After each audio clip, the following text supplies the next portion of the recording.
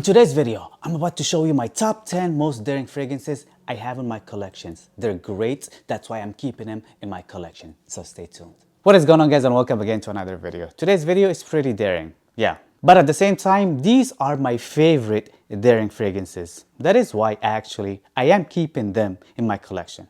And I just felt like sharing to see if you also have a little daring side just like me or not. So let's see if you like my 10 fragrances. My number 10 on this video, it's a double dare just because they smell pretty much alike. Identical. The same exact fragrance. Almost. One of the worst designed bottles that I have in my collection, which is from Abdul Samad Al-Qurashi blend. This bottle actually just got evaporated and it got leaked mostly. I haven't used half of it.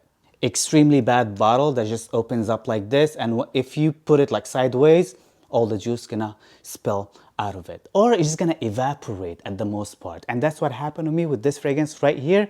Within the past 7-8 years or so. Look, last time I checked, it was like until here. And now it's gone. It's gone. But we're talking today about the juice itself, which is a very nicely woody smell that it smells like horse crap in a way. Yes, this fragrance, when you first spray it on, it literally smells like horse crap. The same as this one right here, this one is better, as a matter of fact, and much cheaper, which is Highness by Abdul Rashid. Eau de Parfum. If you're into horse crap woody smells at first, like Great Britain by Roja Parfum. These two smells almost like Great Britain by Roja Parfum. So if you just want to skip the Great Britain's Roja Dove high price point, which is $1,500, and just get this one instead because this bottle design is pretty bad, get this one. This one is a little bit better quality though, but this one lasts longer.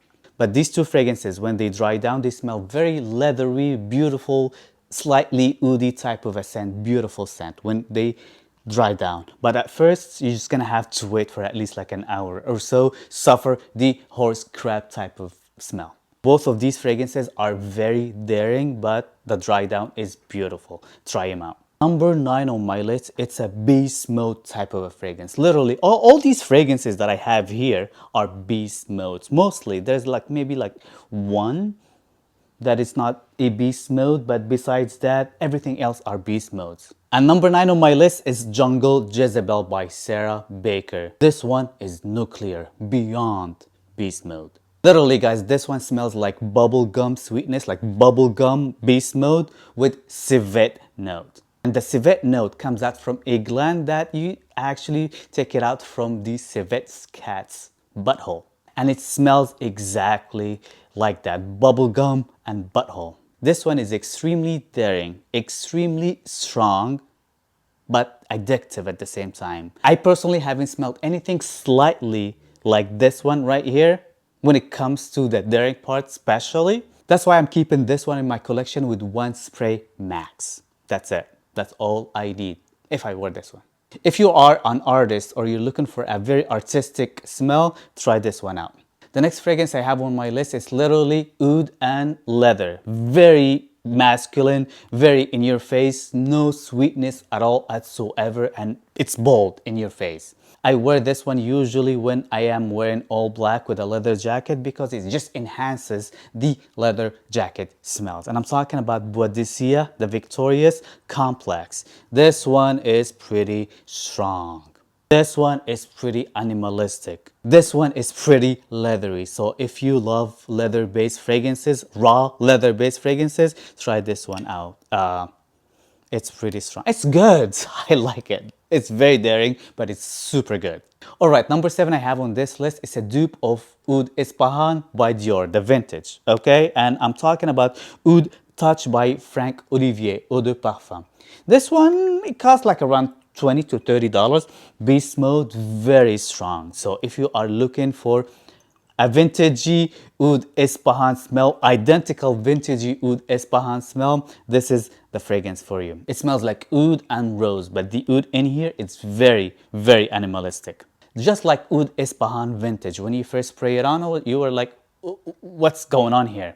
Why is it too skanky, funky smelling in here at first. But then when it dries down, it just turns into a very beautiful oud and rose type of a scent. That is the fragrance. It's a beast mode, and surprisingly enough, it gets compliments. Especially that this one projects and lasts for the longest time, but then it turns out to a very nice oud rose combo, very nice smell. People would smell you from distance with this one right here, with all these fragrances right here. Number 6 I have on this list, I literally have a couple of squirts left on it. And I've been having this bottle for the longest time. That's way before I start even collecting fragrances. That was one of the first fragrances I didn't purchase because somebody just gifted it to me because he didn't like it.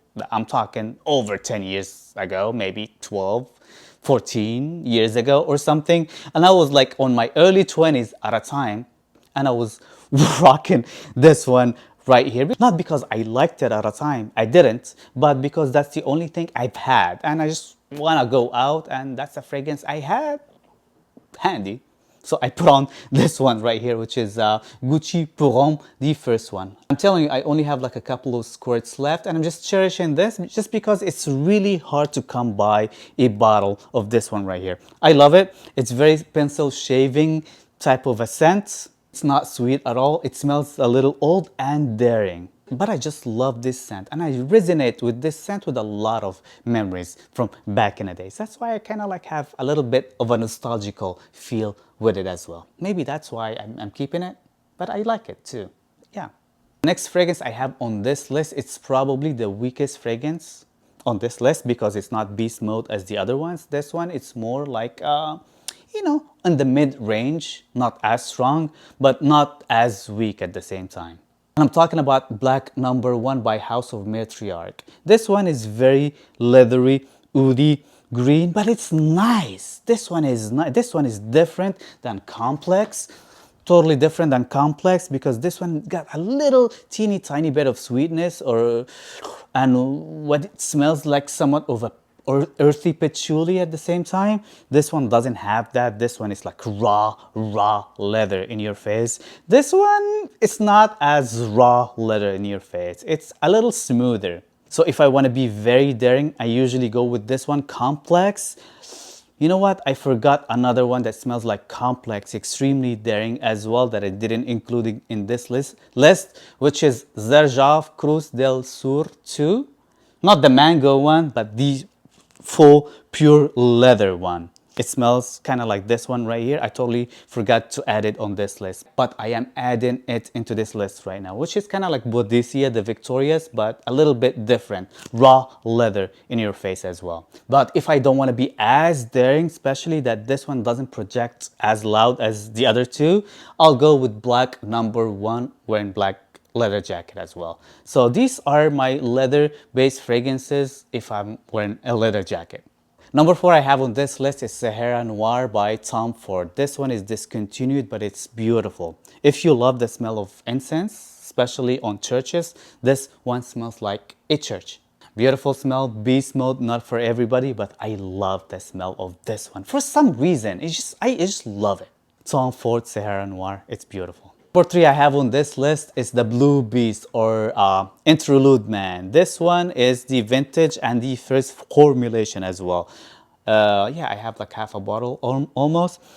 I don't wear it as much just because it's way too strong, way too animalistic, but it smells good. And it gets compliments, dude. It's like frankincense, it's ambery, it's green, it's ferny, it's beautiful, dude. The Blue Beast by Amouage, Interlude Man. The fact that I'm smelling it right now, dude, I'm craving this one to wear one of these days at night. Maybe like 1 or 2 sprays. Why not? Why not? Why not? I'm gonna wear this one soon. Watch me.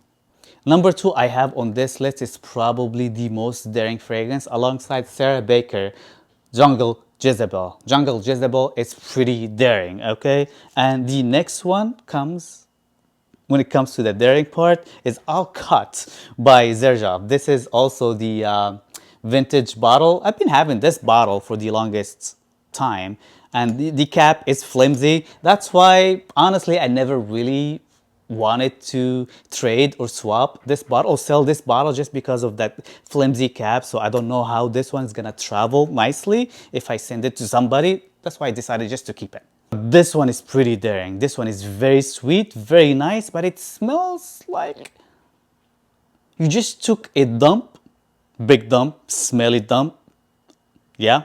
And you're wearing a very sweet, jasmine-y, floral type of a scent. That's how this one smells like. And surprisingly enough, this one got me one of the few very memorable compliments that I ever gotten in my whole life. Unsolicited compliments. I honestly don't feel comfortable having this fragrance on. That's why I haven't worn it in the longest time. I just don't wear it as much.